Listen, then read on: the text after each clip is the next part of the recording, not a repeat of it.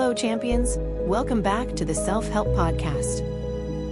I'm Pham, and if you're tuning in for the first time, welcome to your weekly dose of motivation every Tuesday at 9 a.m. Eastern Standard Time. You know, this is our 5th episode together, and I've got to tell you something that's been on my mind. Every week, I sit down to create these episodes, and I think about you. I think about someone out there who's maybe drinking their morning coffee right now, or commuting to work, or maybe lying in bed at night wondering if things can actually get better. And here's what I want you to know.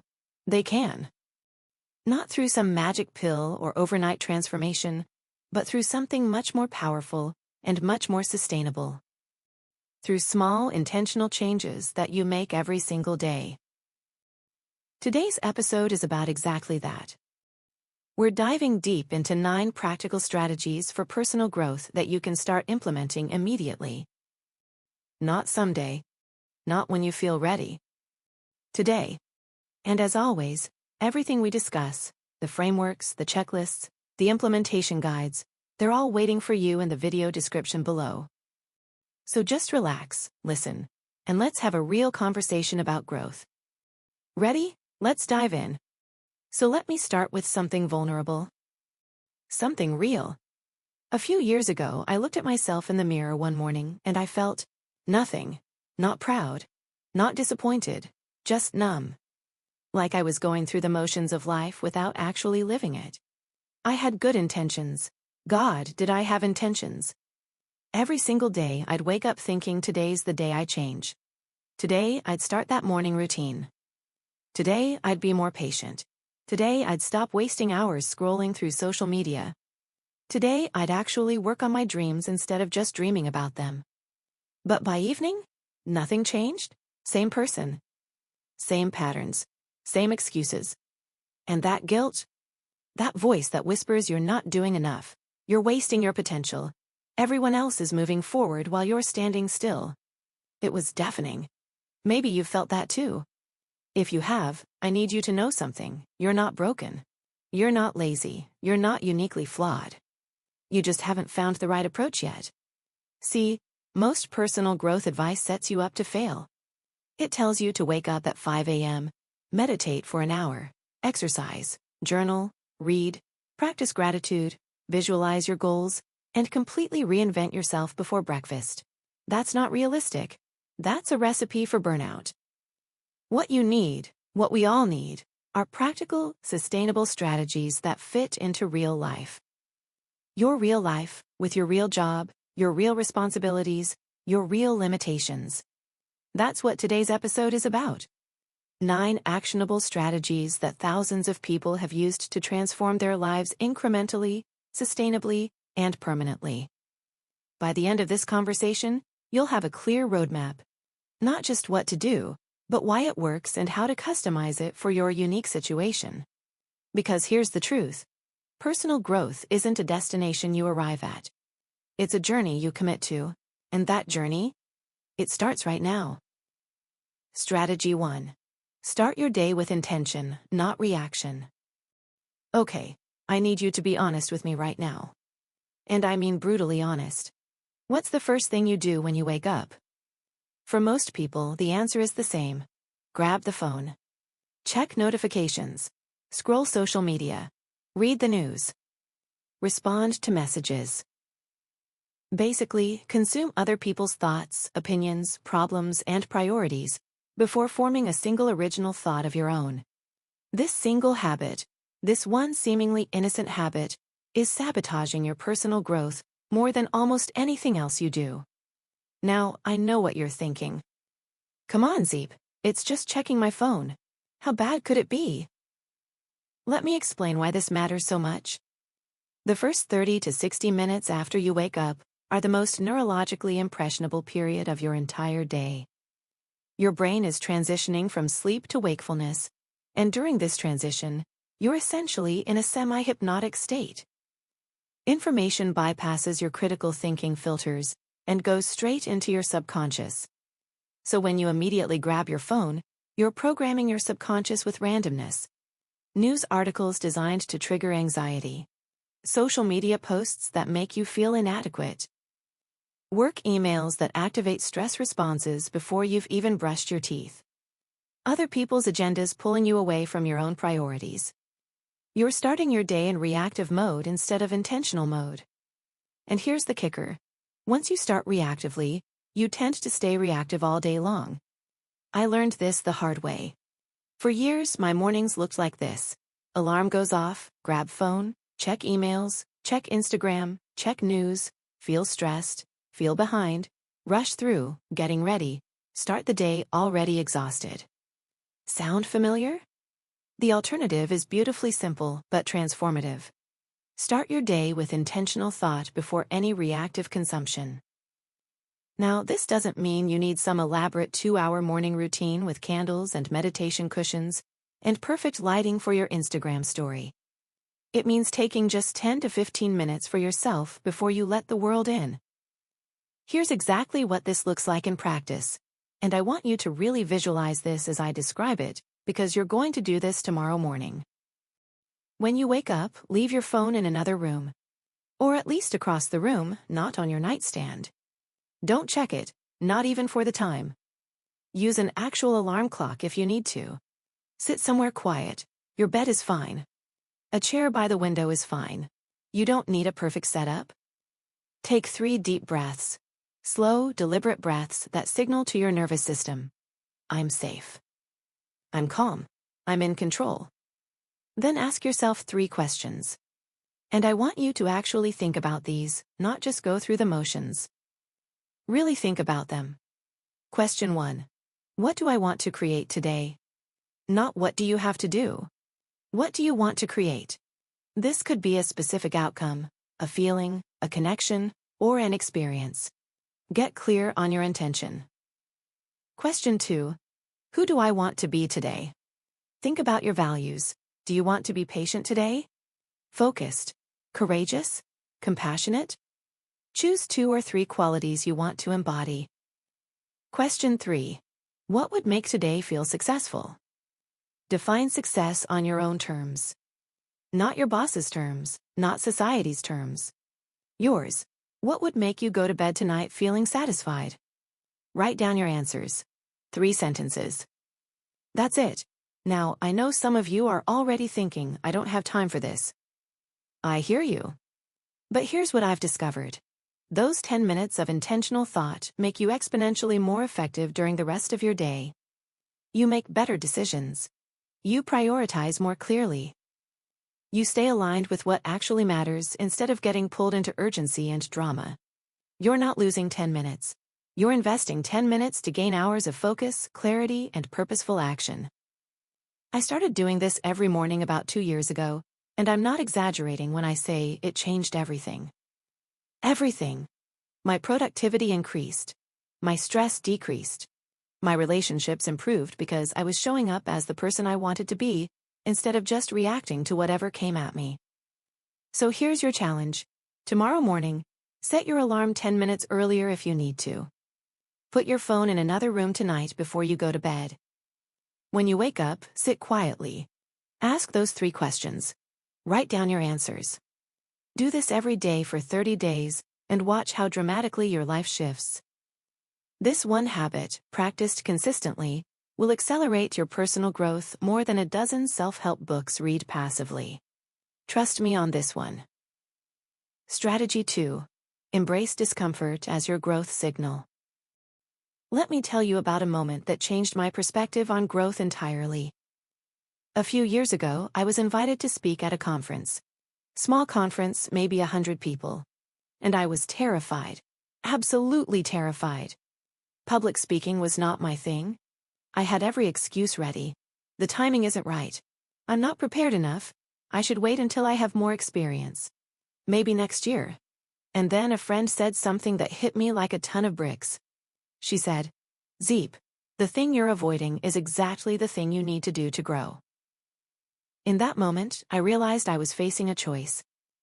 A choice we all face constantly during our personal growth journey. I could retreat to comfort. Rationalize why I wasn't ready. Find a distraction. Stay safe. Stay small. Stay stuck. Or I could lean into the discomfort. Acknowledge the fear. Acknowledge the inadequacy I felt. and do it anyway. That choice determines whether we grow or stay stuck. Here's a fundamental truth about personal growth that most people don't want to hear. Growth and comfort cannot coexist. They are mutually exclusive. If you're comfortable, you're not growing. If you're growing, you're not comfortable. Think about physical growth for a second. When you lift weights, you're literally tearing your muscle fibers. It's uncomfortable. It burns. It hurts. And that discomfort is the signal that you're breaking down old structures so new, stronger ones can be built. Mental and emotional growth works exactly the same way. Discomfort is not a signal that something is wrong. It's a signal that something is right. It's a signal that you're stretching beyond your current limits and expanding your capacity. But we've been culturally conditioned to avoid discomfort at all costs. We're surrounded by comfort-maximizing technologies and philosophies. Don't like your job? Quit. Relationship getting hard? Leave. Task feeling difficult? Procrastinate. Emotion feeling uncomfortable? Numb it with food, alcohol, social media, shopping. This comfort-seeking behavior keeps us small, safe, and stuck. Personal growth requires you to deliberately seek discomfort. Not recklessly, not in ways that harm you, but in ways that challenge you, stretch you, and force you to develop new capabilities. So here's how to implement this practically. First, identify your comfort zone boundaries. What are the things you consistently avoid because they make you uncomfortable? Is it public speaking? Difficult conversations? Physical exercise? Networking? Creative expression? Financial planning? Make a list. Be honest. Second, choose one boundary to push each week. Don't try to conquer everything at once. Pick one area where you'll deliberately step into discomfort. If you avoid difficult conversations, initiate one this week. If you avoid physical challenge, sign up for that fitness class. If you avoid vulnerability, share something authentic with someone you trust. Third, and this is crucial, reframe the sensation of discomfort. When you feel that anxiety, that resistance, that voice telling you to stop, pause. Take a breath, and tell yourself, this isn't danger. This is growth. This uncomfortable feeling is my nervous system adjusting to a new level of capability. Welcome it. Breathe through it. Fourth, track your discomfort wins. Keep a journal where you record every time you deliberately chose discomfort over comfort. Note what you did, how it felt, and what you learned. This creates a powerful record of your expanding comfort zone and builds incredible momentum. Let me finish the story I started. I gave that speech, and it was terrible. I stuttered. I forgot parts of what I wanted to say. I was visibly nervous, but I did it anyway. And you know what happened? The discomfort started to diminish. I was invited to speak again, and each time I got a little better, a little more comfortable, more confident. But here's what surprised me. That growth didn't just improve my public speaking. It improved my communication everywhere.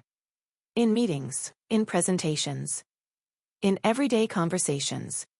When you push through discomfort in one area, you expand your capacity in all areas. That's the power of embracing discomfort. Now, let me make an important distinction. There's productive discomfort and destructive discomfort. Productive discomfort challenges you but doesn't harm you. It stretches you but doesn't break you. It's like the burn during exercise, not the pain of an injury. Destructive discomfort is when you're genuinely in danger, when boundaries are being violated, when you're tolerating abuse or toxicity. That's not growth. That's harm. And you should absolutely remove yourself from those situations. Learn to distinguish between the two. Lean into productive discomfort. Remove yourself from destructive discomfort. Your personal growth accelerates dramatically when you stop running from discomfort and start using it as your compass. Where you feel resistance, that's where your next level lives. Where you feel fear, that's where your expansion waits. Make discomfort your friend, not your enemy. And watch yourself transform. Strategy 3. Read for 15 minutes daily. Here's a statistic that should absolutely shock you. The average American reads fewer than one book per year after graduating from school. One book in 12 months.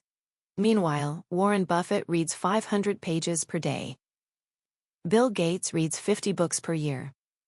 Oprah credits reading with fundamentally shaping her worldview and success.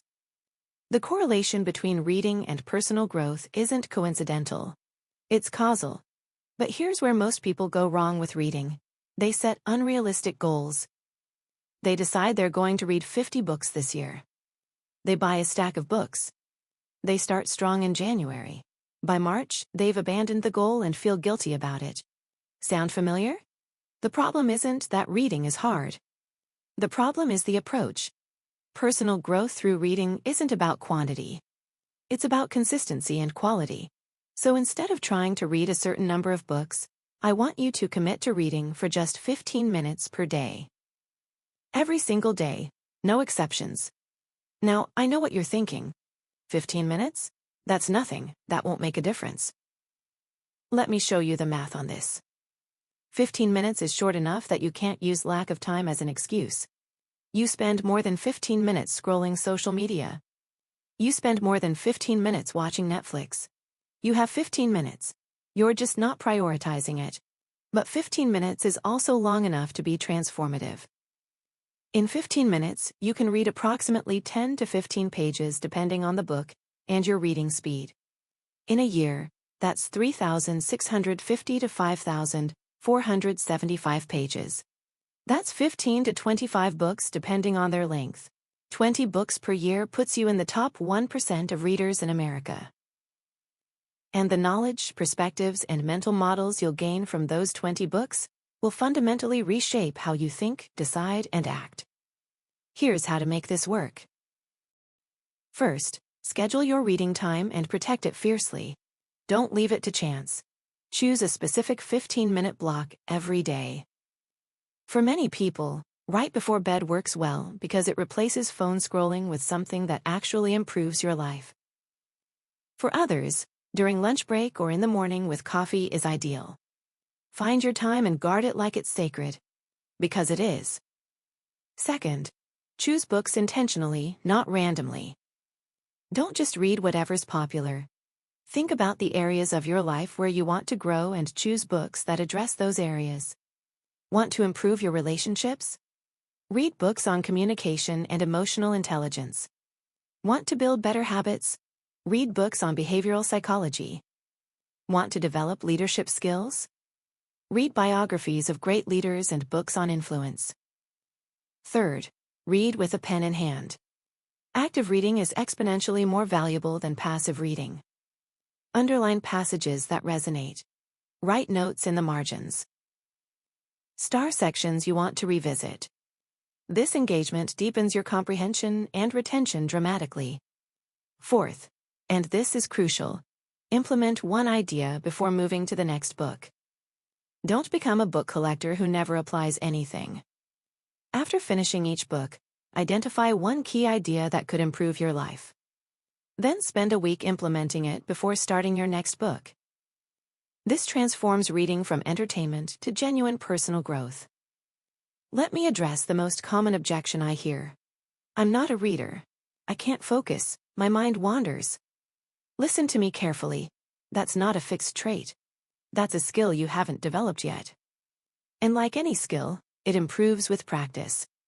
If you genuinely struggle with traditional reading, start with audiobooks. You can listen during your commute, while exercising, while doing household tasks. Audiobooks absolutely count. The format doesn't matter. The information consumption does. If your mind wanders, start with highly engaging books. Gripping biographies. Fascinating true stories. Page-turning narratives. Build the habit with books that capture your attention naturally, then gradually introduce more challenging material as your focus strengthens. The transformative power of reading comes from exposure to different ways of thinking. Every book you read is essentially downloading someone else's lifetime of experience, research, and insights directly into your brain in just a few hours of reading time. You're gaining access to mental models that took them decades to develop. You're learning from their mistakes without having to make those mistakes yourself. You're expanding your perspective beyond the limitations of your own direct experience. And this accumulated knowledge? It compounds over time. The more you read, the more connections you make between ideas. The more connections you make, the more creative and innovative your thinking becomes. The more innovative your thinking, the better your decisions. The better your decisions, the better your life outcomes. Reading 15 minutes per day is one of the highest leverage personal growth habits you can build. It costs almost nothing. It requires minimal time. And the returns are extraordinary. Start tonight. Choose a book. Set a timer for 15 minutes. Read, then do it again tomorrow. And the next day. And the next. In 1 year, you'll be shocked at how much you've grown simply from this one consistent habit. Strategy 4. Practice deliberate reflection. You've probably heard the saying, experience is the best teacher. Here's the thing. It's wrong. Experience isn't the best teacher. Reflected experience is the best teacher. Let me explain what I mean. You can go through the same experiences repeatedly for years and never learn anything. You can make the same mistakes over and over. You can stay stuck in the same patterns despite accumulating decades of life experience. I see this all the time. People who've been in relationships for years but haven't learned how to communicate better. People who've been in their careers for decades but haven't developed professionally. People who keep encountering the same problems without ever recognizing the pattern. The difference between people who grow from their experiences and people who simply accumulate more time on Earth is reflection. Specifically, deliberate, structured reflection. Most people live their lives at such a frantic pace that they never pause to extract wisdom from their experiences. They rush from one thing to the next, constantly doing, never reflecting. They're so busy living that they never stop to learn from what they're living. This is like reading a book but never pausing to think about what you read. You consumed the information, but you didn't integrate it. You had the experience, but you didn't extract the lesson. Personal growth requires you to regularly step back from your life, examine what's happening, and consciously extract insights. This is what transforms random experiences into intentional growth. Here's how to build a practical reflection practice. Every evening, spend 5 to 10 minutes reviewing your day. You can do this in a journal, in a notes app on your phone, or even just mentally while lying in bed before sleep. Ask yourself 4 questions. What went well today? Identify at least one win, no matter how small. This trains your brain to notice progress and builds positive momentum. What didn't go well? Identify one challenge, mistake, or disappointing outcome. This isn't about self-criticism. It's about honest assessment. What did I learn? Extract one specific insight from today's experiences. What do you now understand that you didn't understand this morning? What will I do differently tomorrow? Based on today's lessons, what one thing will you adjust or improve tomorrow? This 5-minute practice creates a continuous improvement loop. You're not just having experiences. You're learning from them and adjusting your behavior accordingly.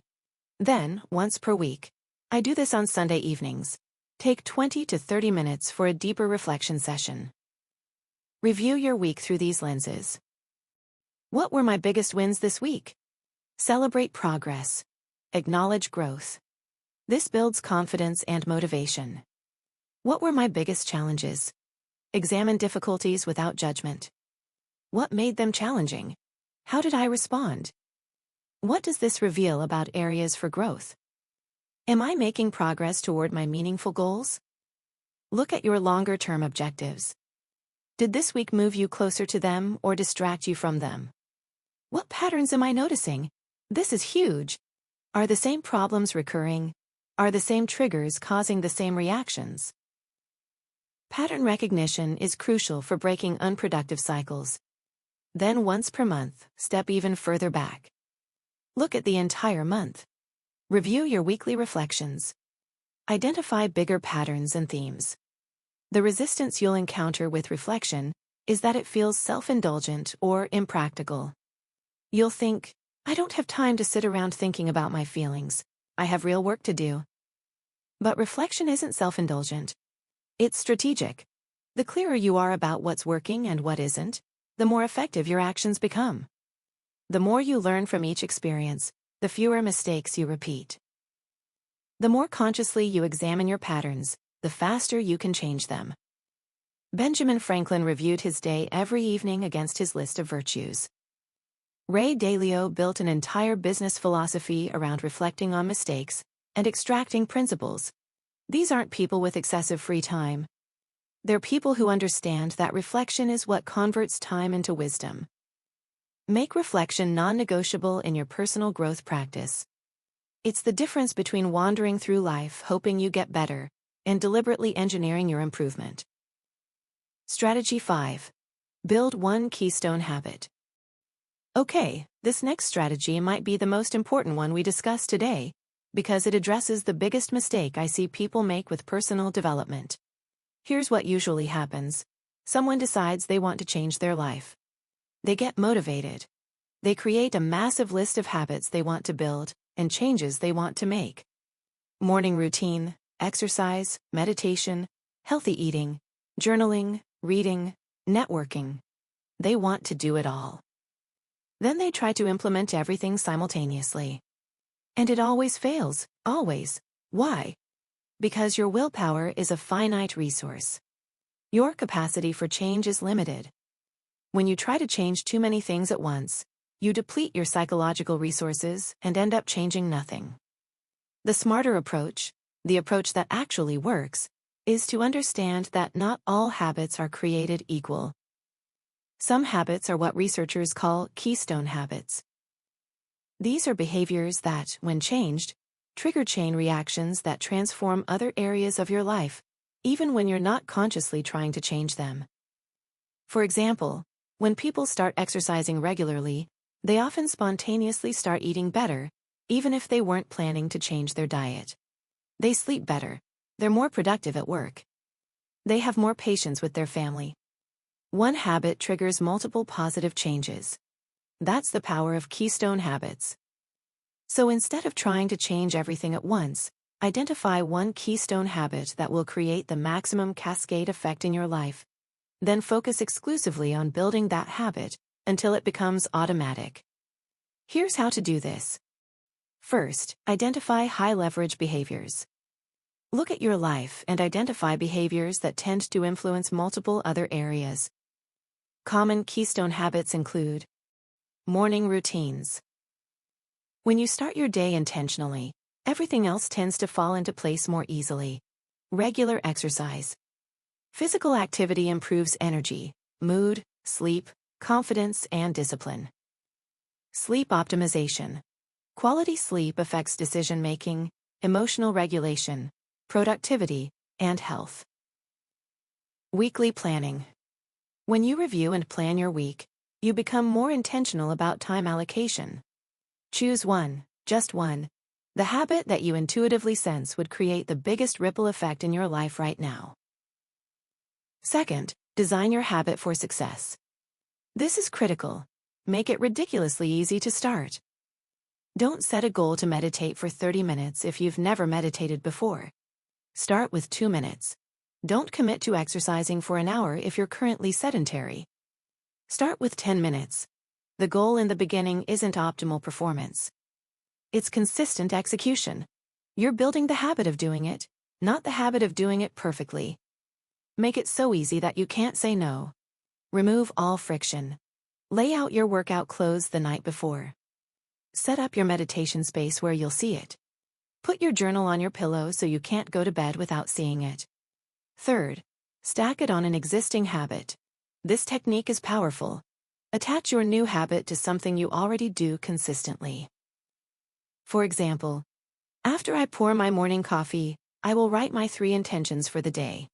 The existing habit, pouring coffee, becomes the trigger for the new habit, writing intentions. This works because your brain already has neural pathways for the existing habit. You're just adding a new behavior onto an existing routine. Fourth, track consistency, not perfection. Get a calendar or habit tracker. Every day you complete your keystone habit, mark an X. Your only goal is to not break the chain. Some days your habit will be amazing. Some days you'll barely do the minimum. Both days get an X. Consistency matters infinitely more than intensity. Missing one day isn't failure. Missing 2 days starts building a pattern of quitting. Never miss twice. Let me share a personal example that really drives this home. A few years ago, I was inconsistent with almost everything. I had bursts of productivity followed by periods of complete chaos. Nothing stuck. I decided to focus on one keystone habit, a 5-minute morning routine. Wake up, drink water, write 3 intentions. That's it. 5 minutes. I did this every single day for 90 days. No exceptions. Travel days, weekends, sick days. Every single day. After 90 days, something interesting happened. The routine was completely automatic, but I also noticed I was naturally reading more, exercising more consistently, eating better, sleeping better. None of these were consciously forced. They just started happening because my mornings set a different tone for my entire day. One 5-minute habit cascaded into transforming my entire lifestyle. That's the power of keystone habits. Choose one, make it small. Do it daily. Watch everything change. And here's the important part. Only add a second habit after the first is automatic. How do you know when a habit is automatic? When it feels weird not to do it. When you do it without thinking. When it requires almost zero willpower. For most people, this takes 30 to 90 days of consistent practice. Most personal growth failures come from trying to change too much too fast. The antidote is focusing on one powerful habit until it's unshakable, then building the next one. Start with one, master it, then add another. Strategy 6. Cultivate relationships that challenge and support your growth. Let me share something that might make you uncomfortable, but it's absolutely critical to understand if you're serious about personal growth. Here's the brutal truth.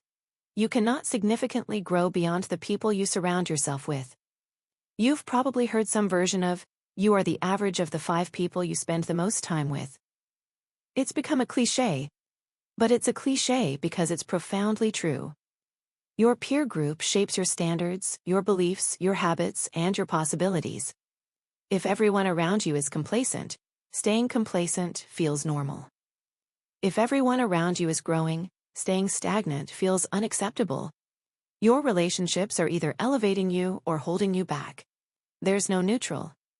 And one of the most important personal growth decisions you'll ever make is being intentional about who you allow into your inner circle.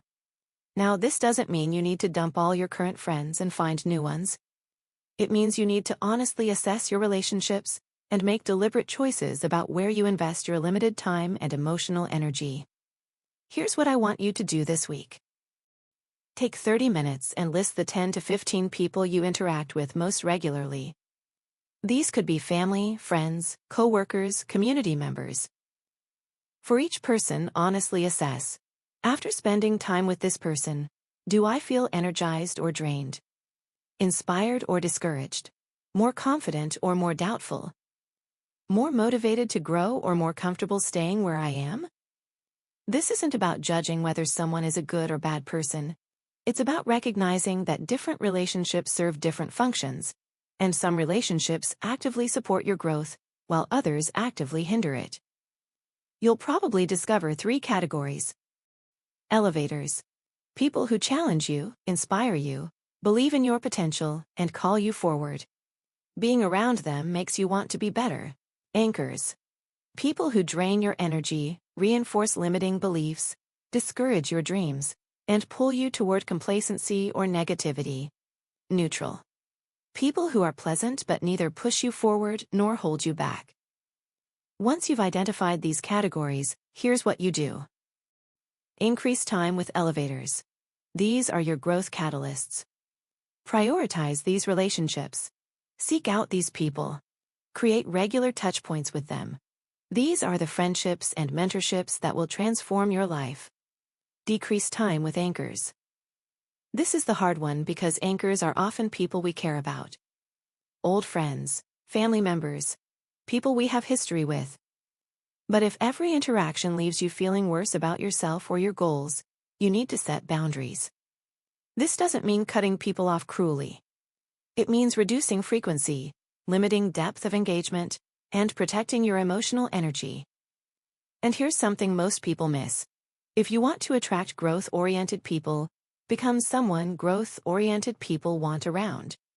Growth-oriented people are selective about who they spend time with too. They're asking the same questions about you that you're asking about them. If you want to attract people who challenge and support your growth, become someone who challenges and supports other people's growth.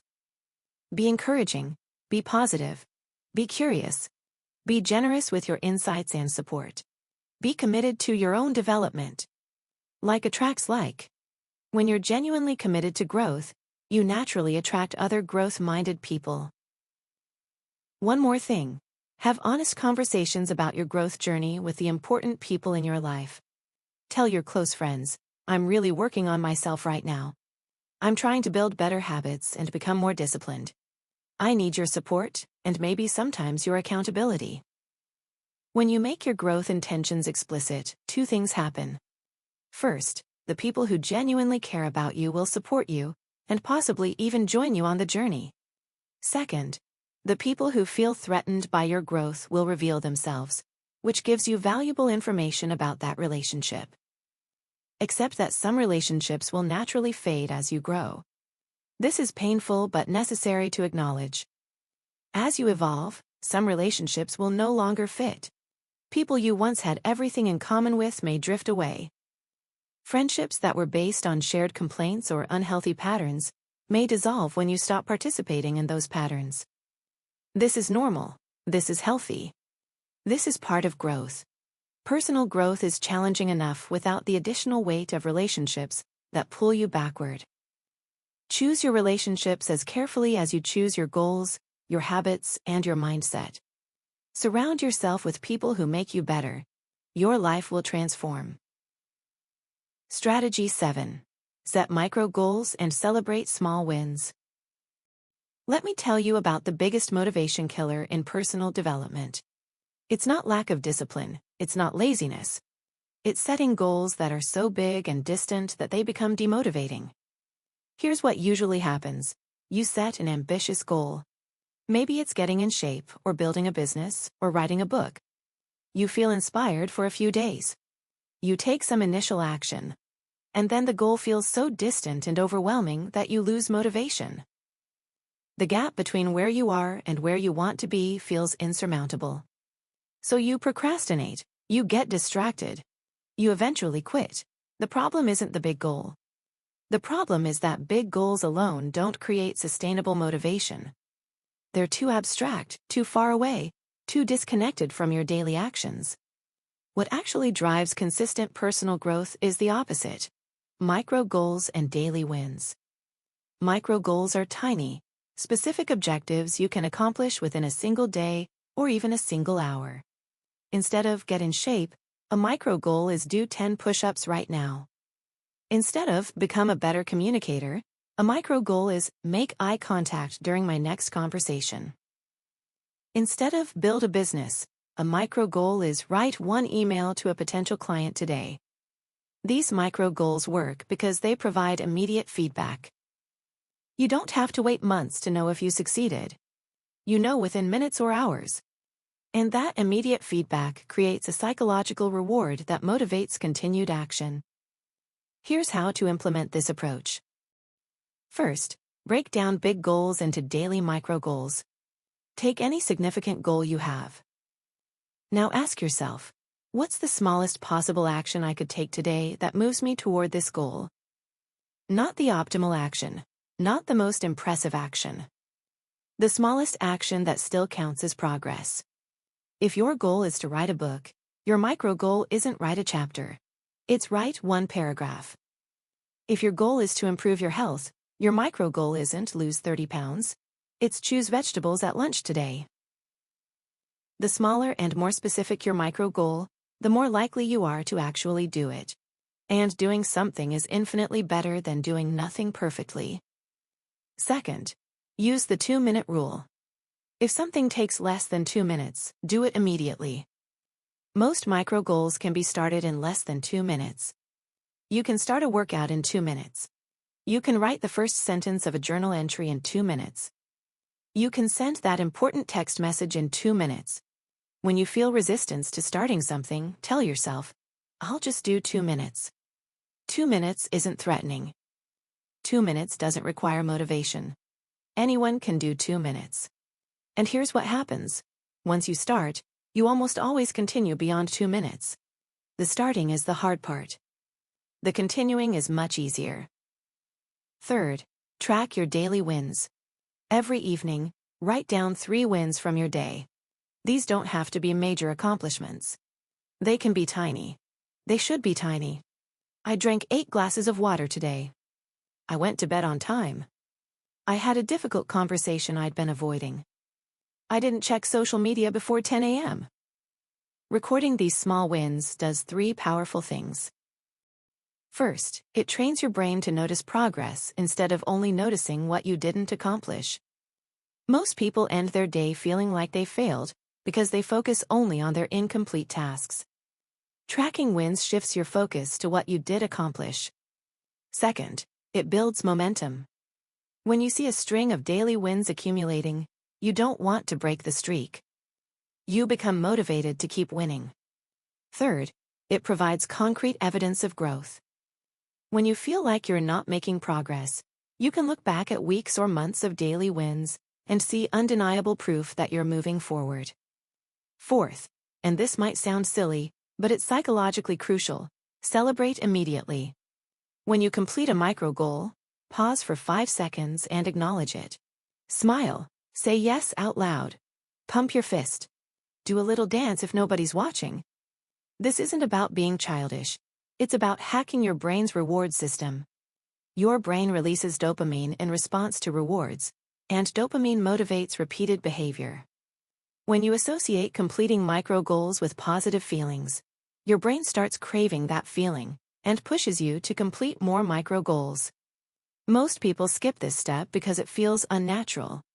They complete something and immediately move to the next task without pausing to acknowledge the accomplishment.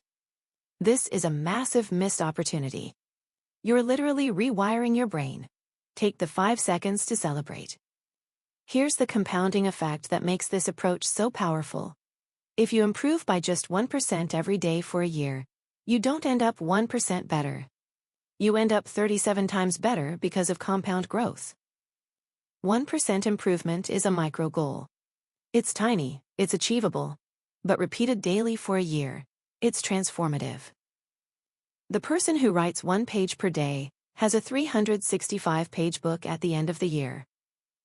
The person who does 10 minutes of exercise daily has logged over 60 hours of exercise by year end. The person who reads 15 minutes daily has consumed 20 books.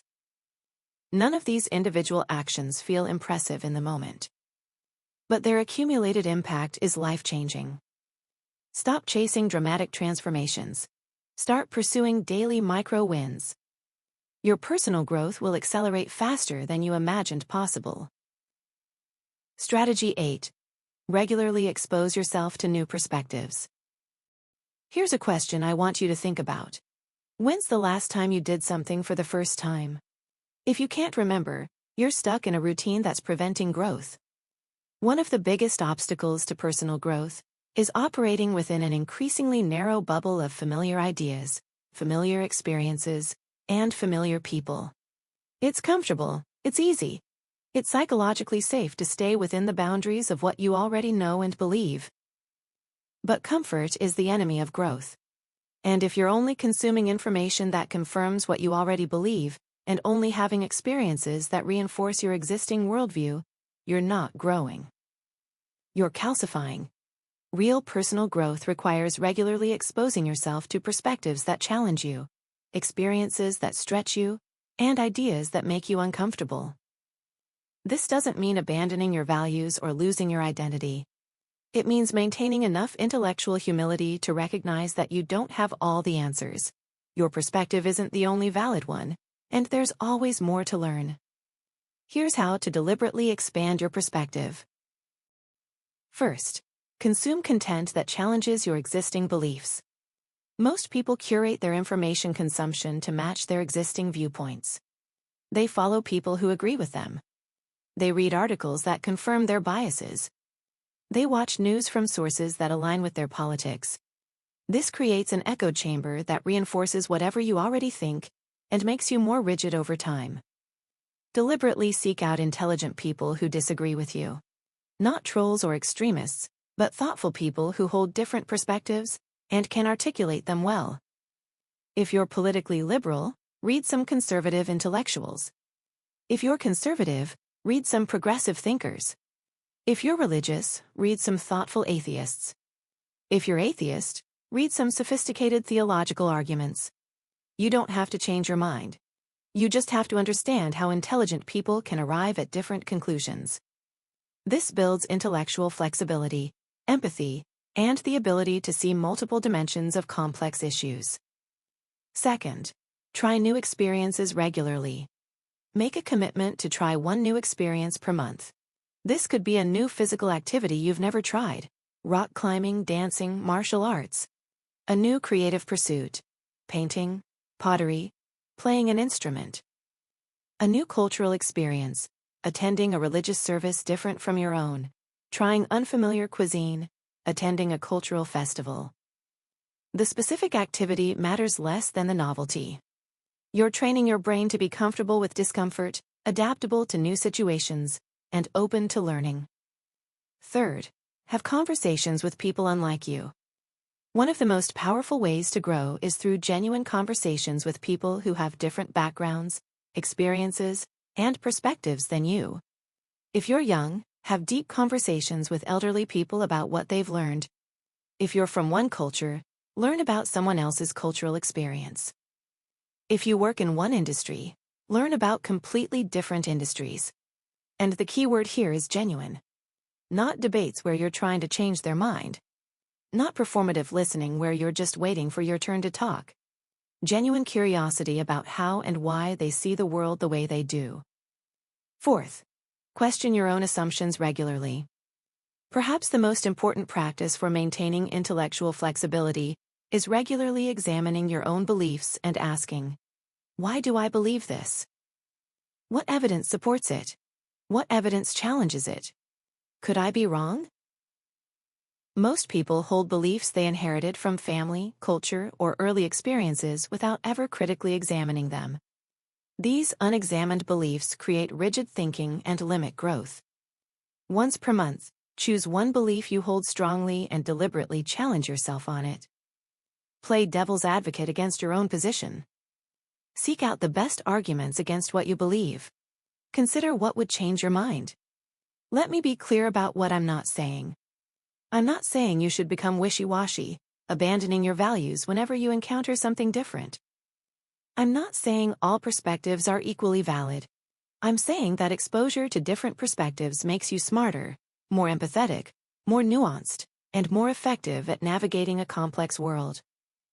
When you understand how people different from you think, you can communicate better, persuade more effectively, find common ground more easily, and make better decisions by considering angles you wouldn't have seen otherwise. Personal growth isn't about becoming more certain. It's about becoming wiser. And wisdom requires perspective. Strategy 9. Invest in your physical health as the foundation. Okay, we've covered 8 powerful strategies so far. But this 9th one? This is the foundation that makes everything else possible. Here's a truth that the personal growth industry often ignores. Your capacity for mental, emotional, and spiritual growth is directly limited by your physical health.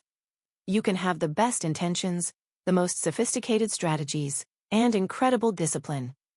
But if you're exhausted, if your brain is running on insufficient sleep and poor nutrition, if your body is sedentary and inflamed, you will not be able to execute consistently on any growth plan.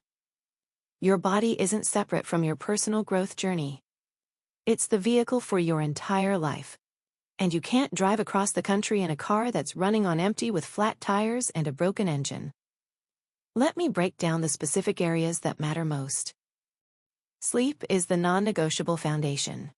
When you're sleep deprived, your prefrontal cortex, the part of your brain responsible for willpower, decision-making, and emotional regulation, essentially goes offline. You become impulsive, reactive, and unable to maintain discipline. Every personal growth goal you have becomes exponentially harder when you're running on insufficient sleep. Most adults need 7 to 9 hours per night. Not 5, not 6, 7 to 9. Make sleep a priority. Set a consistent bedtime and wake time, even on weekends. Create a wind-down routine. Stop screen time at least 30 minutes before bed.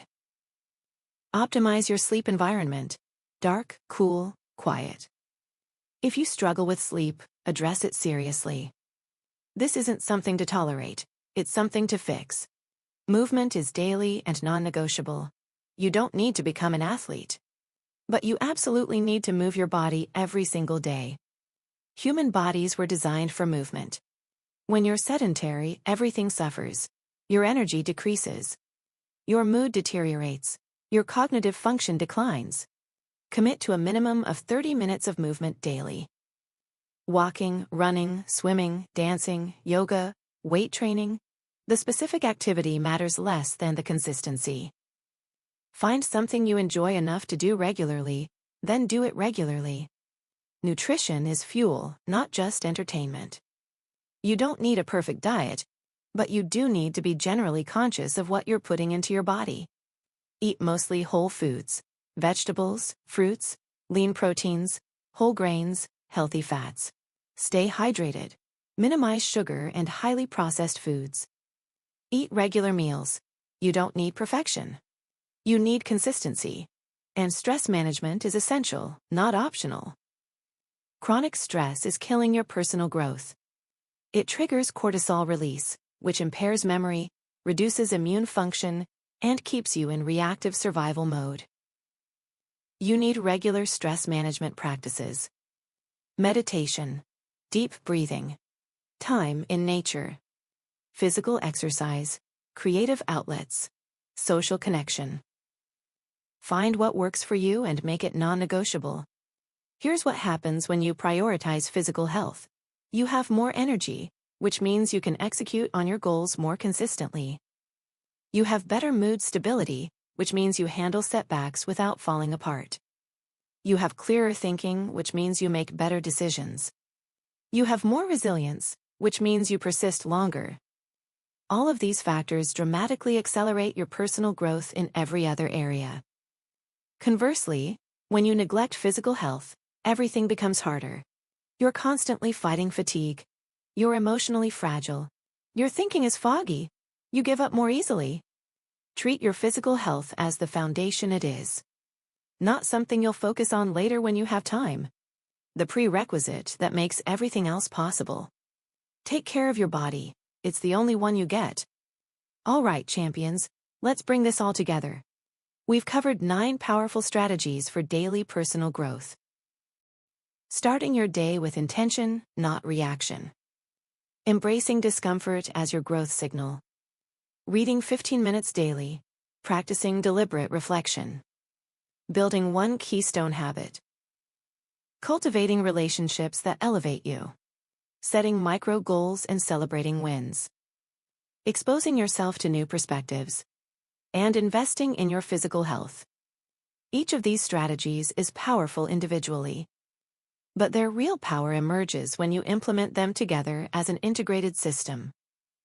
Now here's the critical question. Where do you start? The answer is simple. Start with one. Just one. I want you to pause right now and think about which one of these 9 strategies resonated most strongly with you. Which one feels like it would create the biggest positive impact in your life right now?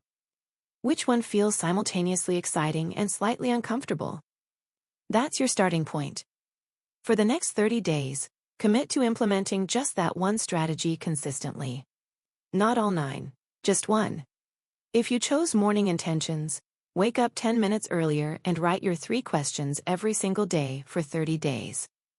If you chose reading, Read for 15 minutes every day for 30 days without exception. If you chose reflection, do your evening review every night for 30 days. One strategy. 30 days. Total commitment. This might feel too simple. You might think you should do more. Resist that urge. Doing one thing consistently is infinitely more powerful than doing 9 things sporadically.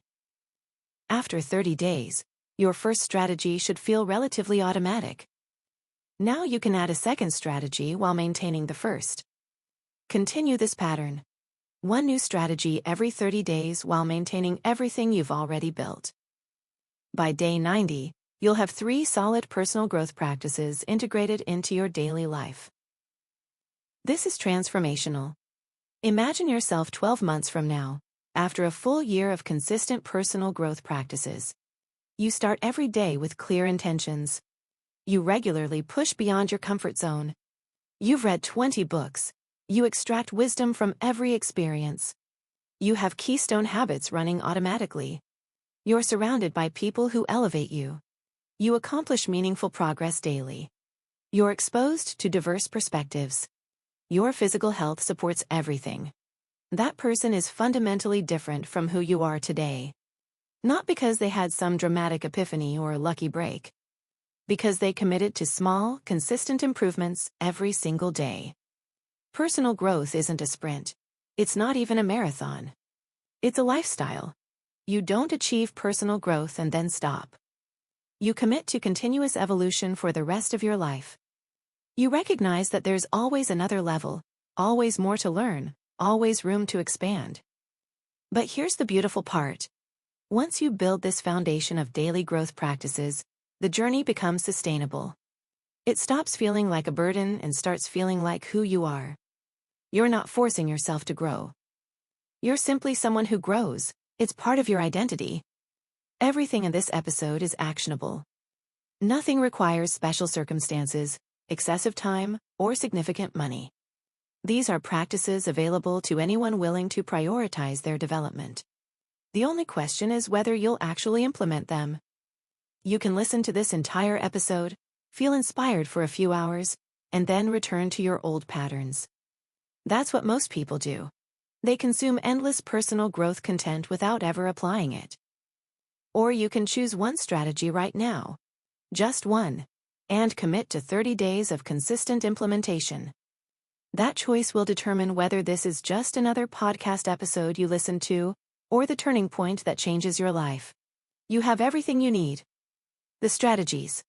The understanding. The capability. The only remaining ingredient is your decision to start. So choose now. Which one strategy will you implement first? Write it down, then start today.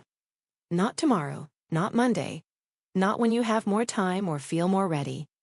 Today, your future self is waiting on the other side of this decision. The person you're capable of becoming, the life you're capable of living, the impact you're capable of making. All of it starts with this choice. Choose growth. Start today. Transform your life one day at a time. And that brings us to the close of today's episode, champions. I hope something we discussed today sparked something in you. Something you can immediately put into action to transform not just your habits, but your entire approach to growth. If this episode connected with you, I'd love for you to hit that subscribe button and turn on notifications so you never miss our Tuesday morning conversations. We're building something special here together, and I want you to be part of it every single week. And hey, share this episode with someone who's ready to grow. Someone who's tired of staying stuck.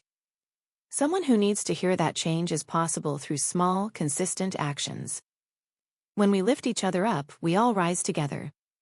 Now, as always, I've put together all the resources we discussed today in the video description below. You'll find implementation guides, tracking templates, reflection frameworks, everything you need to actually execute on these strategies. And if you want to dive even deeper into your personal growth journey, I've written 3 books available on Amazon Kindle: The Focus Unleashed, The Death of Fear, and The Procrastination Killers. Each one complements what we talk about here on the podcast and can accelerate your transformation. Check them out, give them a read, and let me know what you think. Again, thank you so much for spending this time with me today, champions. Thank you for investing in yourself. Thank you for showing up. Thank you for being willing to do the work. I'm Diep, and I'm honored to be your companion on this path of transformation. Until next Tuesday at 9 a.m. Eastern, stay intentional, stay consistent, and keep becoming the person you're meant to be. You've got this, champion. Now go make it happen.